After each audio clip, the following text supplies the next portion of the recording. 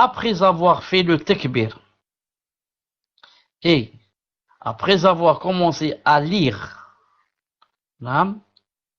elle a remarqué une tache de souillure sur son djilbab. Que doit-elle faire? Après avoir fait le takbir et commencé à lire, Allahu Akbar, dua al-istiftah, Bismillahirrahmanirrahim, alhamdulillah rabbil alamin, rahman rahim, elle a remarqué une tache de souillure sur son djilbab. Que doit-elle faire? Ici, il y a bien sûr des prosternations avant-après, il faut les citer. Nous, on va citer la réponse par rapport au hadith de Jibril, alayhi salam, quand il est venu voir le prophète sallallahu alayhi wa sallam en prière, pour lui dire qu'il avait une souillure au niveau de ses chaussures, et le prophète alayhi salam n'a pas arrêté sa prière, il a enlevé ses chaussures. Donc, on va dire, bi'idnillah, qu'elle enlève la souillure si elle peut, donc, et continue. Si elle ne peut pas l'enlever, la souillure, eh ben, elle arrête sa prière et va nettoyer la souillure.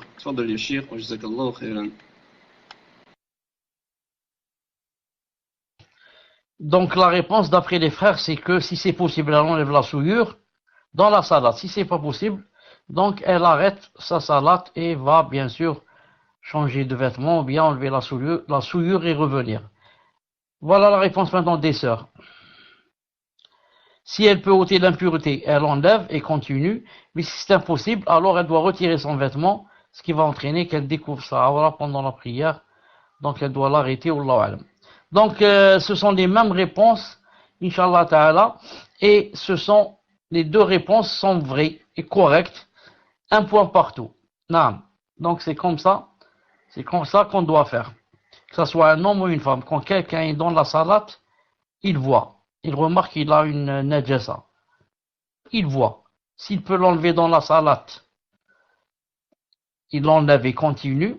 S'il ne peut pas, non. Comment par exemple, et s'il ne peut pas, bien sûr, il se la salat et va enlever la najasa. Ou bien va changer de vêtement. Si c'est, comment par exemple qu'il enlève dans la salat?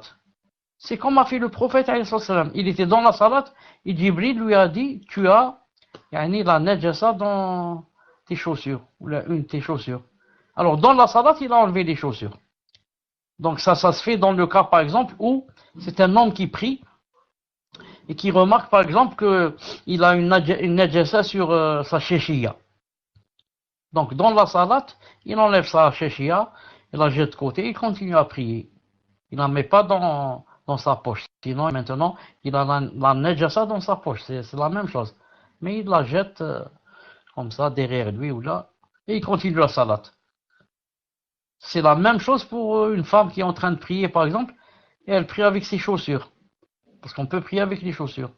Et elle se rappelle ou là, elle voit une najasa sur ses chaussures, ou la chaussette. Elle enlève.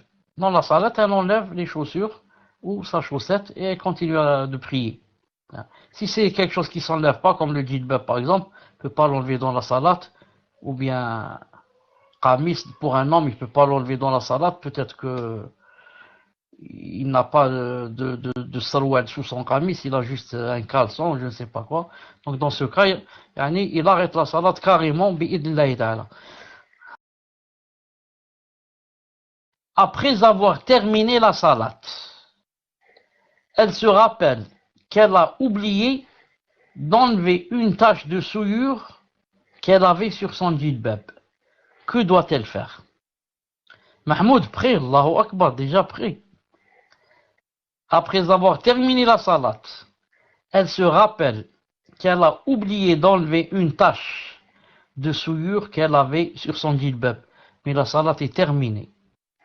Que doit-elle faire maintenant? J'attends la réponse des sœurs. Les frères sont déjà prêts. On a la réponse bi'idhnillah. Donc, vu que la sœur, elle ne savait pas, sa prière est valide. Donc, sa prière est valide, walhamdulillah, puisqu'elle a vu après la salat. Donc, après, voilà, quoi. Sa prière, elle est valide. Après, elle a qu'à les nettoyer et ne pas se faire avoir dans les prochaines salats. Voilà, la réponse, c'est que sa salat est valide. Voilà, sa salat est valide. Donc, d'après les frères, elle ne refait pas la salat. Sa salat est valide. On va voir celle des sœurs. Elles disent, elle ne refait rien. La règle, si on oublie, on ne refait pas, car c'est un acte pas à faire. Donc, les réponses sont similaires, sont les mêmes, et les deux réponses sont justes, et un point partout. Naam.